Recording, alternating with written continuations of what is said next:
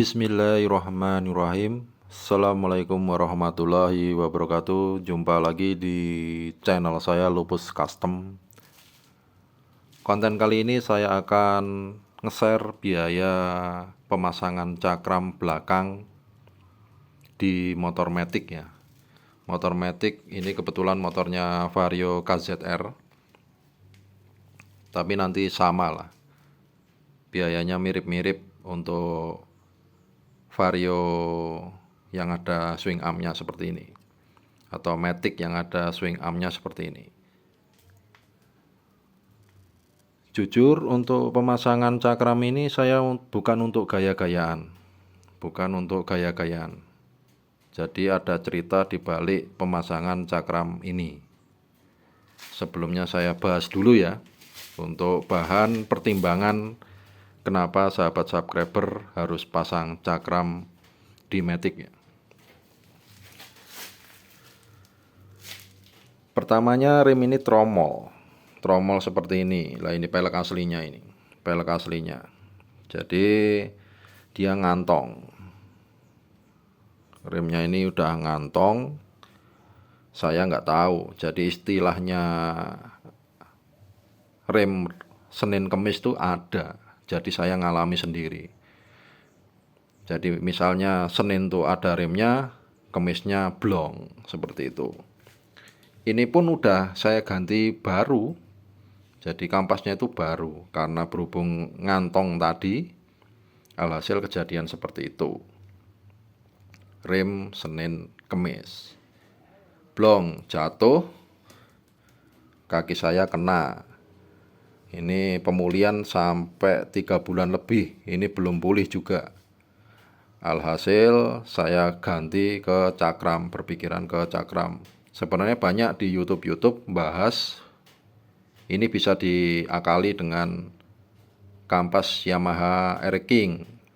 Tapi daripada gaib, soalnya barangnya kan di dalam ya, barangnya di dalam tromol seperti ini, nggak bisa ngecek. Dan nanti alhasil juga kejadiannya sama, yang kemakan kan tromolnya. Alhasil saya beralih ke cakram ini ya, modifikasi. Karena cakram itu nanti ketika kampasnya habis, dia akan bunyi ya, kayak besi ketemu besi. Dan kita bisa ganti. Itu pun besi ketemu besi, tetap bisa ngerem, masih bisa ngerem. Kalau ini loss, nggak bisa ini. Oke, saya akan bahas estimasi biaya yang harus dikeluarkan sahabat subscriber ketika membuat cakram ini. Ini nanti bukan acuan ya, bisa lebih kecil atau bisa lebih tinggi dikit. Bahannya online semua, terutama dari Shopee ya. Link saya taruh di deskripsi. Jadi sahabat subscriber bisa lihat di deskripsi video saya. Linknya saya taruh di situ. Cakram saya menggunakan Yamaha Jupiter imitasi 50 ribuan di online Shopee ya. Kemudian plandesnya itu sekitar 30 ribuan. Jadi cakram plus plandes itu sekitar 80 ribu ya. 80 ribu. Kemudian baut kita butuh 8. Nah, berarti bautnya sendiri sekitar 15 ribu sebenarnya. 15 ribu atau kita bulatkan 20 lah. Bisa lebih kecil lagi. Jadi cakram plus plandes plus baut anggaplah 100 ribu. Kemudian ongkos untuk masangkan cakram ini sama plandesnya di tukang bubut, biar center sekali. Jadi di tukang bubut ongkosnya 70 ribu. Masangkan cakram, plandes serta udah bautan itu di tukang bubut 70 ribu. Kemudian ini master ini saya beli di marketplace Facebook. Di marketplace Facebook second ya, Kalau ini second 50.000. 50.000 ini punyanya Cina, ini motor Cina.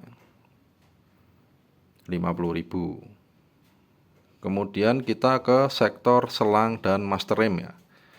Selangnya di keterangan online shop itu namanya selang NMAX katanya. Jadi link saya taruh di deskripsi. Jadi master rem beserta selangnya 2 meter itu sekitar 120.000. Bayangin, master rem baru, selang 120.000. Baru itu. Selangnya panjangnya 2 meter. Ada yang 210, ada yang 220 meter. Maksudnya 2 meter lebih 2 meter lebih 10. Itu baru 120.000. Dan kita ke biaya terakhir.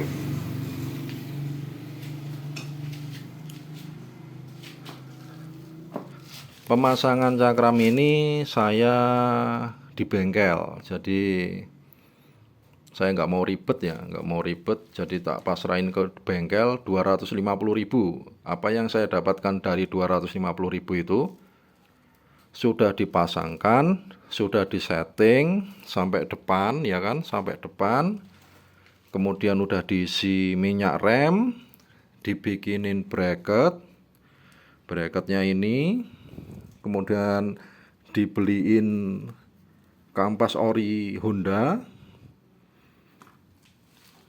Totalnya pemasangan di bengkel itu 250.000. Jadi kita total semua.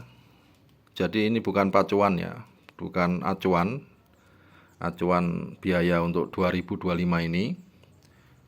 Totalnya itu 700.000. Kurang lebih 700.000 udah terpasang cakram semua.